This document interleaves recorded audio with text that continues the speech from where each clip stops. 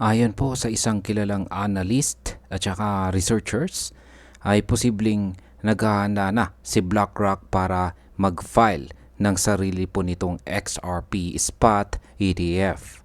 Isa itong malaking hakbang, hindi lang para kay XRP, kundi para sa buong crypto industry. Pero, saan nga ba nanggaling ang chismis na ito? At bakit po maraming naniniwala na malapit na itong maging totoo? Ngayong napapansin na natin ang galaw ng malalaking asset managers tulad po ni BlackRock sa crypto scene, may mga palatandaan na hindi lang sina Bitcoin at Ethereum ang magiging bida sa larangan ng mga exchange-traded funds. Tila gusto ring isama si XRP sa kanilang listahan ng mga top-tier crypto assets. At hindi lamang ito basta haka-haka.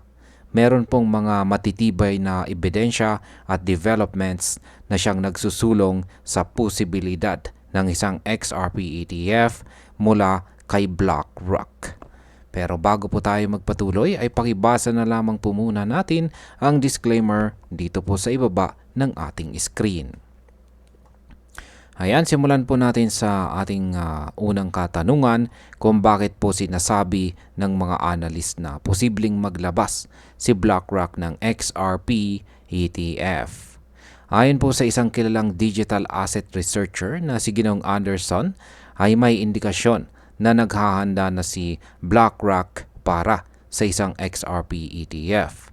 Isa po sa mga dahilan kung bakit po ito nasabi ay ang pagkakabilang ni Maxwell Stein. Siya po ang Director of Digital Assets ng BlackRock sa mga speakers ng Ripple Swell Conference na gaganapin sa buwan ng November.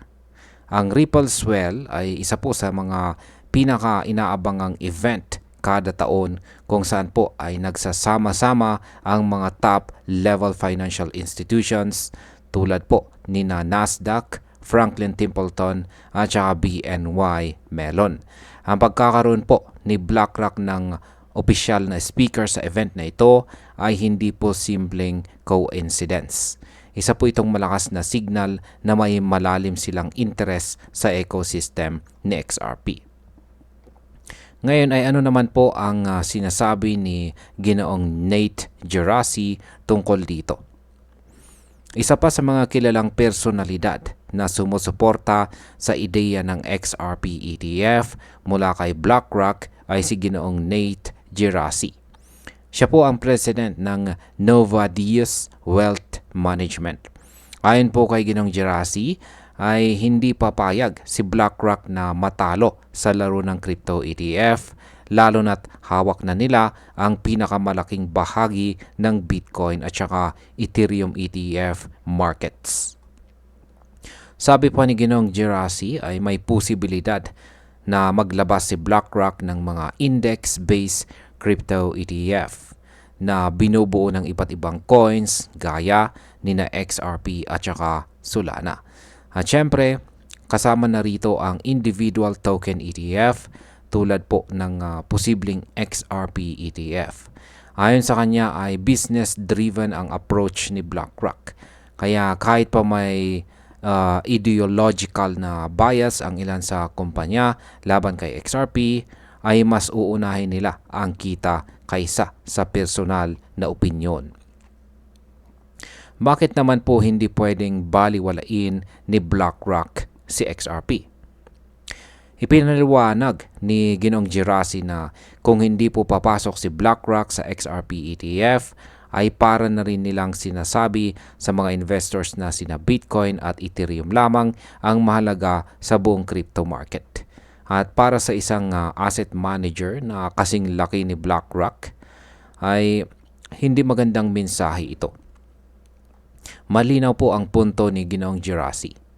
Kung gusto po ni BlackRock na manatiling dominant player sa larangan po ng crypto investment products, ay kailangan po nilang tanggapin ang realidad na maraming investors ang interesado kay XRP.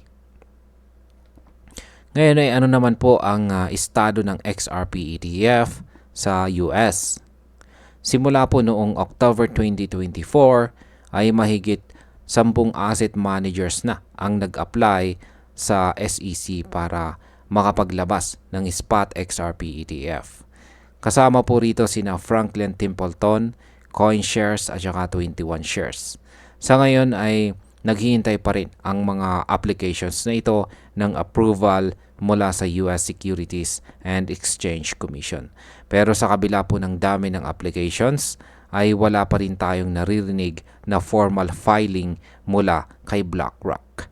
Kaya ito ang dahilan kung bakit naging mainit po ang issue nang lumabas ang balitang sasali ang kanilang digital asset director sa Ripple Swell Conference.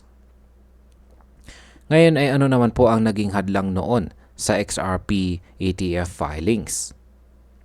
Isa sa mga rason kung bakit hindi pa agad nakasali si BlackRock sa trend ng XRP ETF ay dahil po sa matagal na kaso sa pagitan ng SEC at ang Ripple. Pero heto po ang magandang balita. Nagdesisyon na po ang parehong partido na i-dismiss ang kanilang mga appeals sa Second Circuit. Ibig sabihin ay tapos na ang legal na uncertainty sa pagitan ng SEC at saka Ripple. Dahil dito ay wala ng dahilan para hindi ituloy ni BlackRock ang XRP ETF kung talagang may plano sila. At kung susundin po natin ang galaw nila sa nakaraan, malaki po ang posibilidad na hindi nila palalagpasin ang ganitong pagkakataon. At bilang panghuling katanungan ay ano naman po ang sinasabi ng mga galaw ni BlackRock tungkol sa XRP ETF? Ang pagkakabilang ni Ginoong Maxwell Stein bilang speaker sa Ripple Swell ay isa sa mga pinakakapanapanabik na development ngayon. Hindi po sila basta magpapadala ng top-level executive sa isang event kung wala po silang seryosong interest. Ang mga ganitong galaw ay parang soft launch na nagpaparamdam sa market. Ito ay paraan ng pagpapakiramdam, pagpapakita ng support at pagkakahanda sa mga darating na announcement. At ayan, kung sakaling magkatotoo nga ang XRP ETF ni BlackRock, ay malaki po ang epekto nito para sa atin bilang mga Pinoy crypto enthusiast. Una, ito ay magiging isang bullish signal para kay XRP. Posibleng tumaas po ang presyo nito dahil sa pagpasok ng institutional investors mula sa mga ETF. Pangalawa ay mas magiging legit si XRP sa mata ng mga traditional investors. Kapag nakita po ng mga bangko, hedge funds at iba pang financial institutions na sumusuporta na si BlackRock kay XRP, malamang ay susunod na rin ang iba.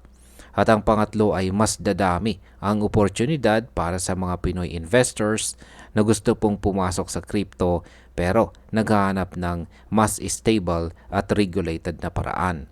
Ang mga ETF ay kadalasan pong available sa mga global investment platforms na maaring ma-access kahit mula dito sa Pilipinas. At bilang panghuli, para po sa akin ay ito na ang simula ng pagpanibagong yugto ni XRP. Kung tutuusin ay ilang taon na rin siyang nasa ilalim ng pressure dahil po sa SEC case. Pero ngayon ay unti-unti nang bumabalik ang kumpiyansa ng market sa kanya. At kung totoo nga napapasok si BlackRock, ito ay parang seal of approval mula sa pinakamalaking asset manager sa buong mundo. Hindi po nila ito gagawin ng basta-basta. Siguradong pinag-aralan na nila ang lahat ng anggulo. At kung magpapasa nga sila ng XRP ETF, ay isa po itong game changer. Kaya habang maaga pa, maganda pong bantayan natin ang developments na ito. Dahil kapag dumating ang tamang panahon, baka po si XRP ang susunod na sumabog. At kung tayong mga Pinoy ay handa, baka tayo ang unang makinabang sa tagumpay na ito. At hanggang dito na lamang po tayo sa video na ito mga ka-crypto. Marami pong salamat sa panonood. Ingat po tayo lagi at God bless po sa ating lahat.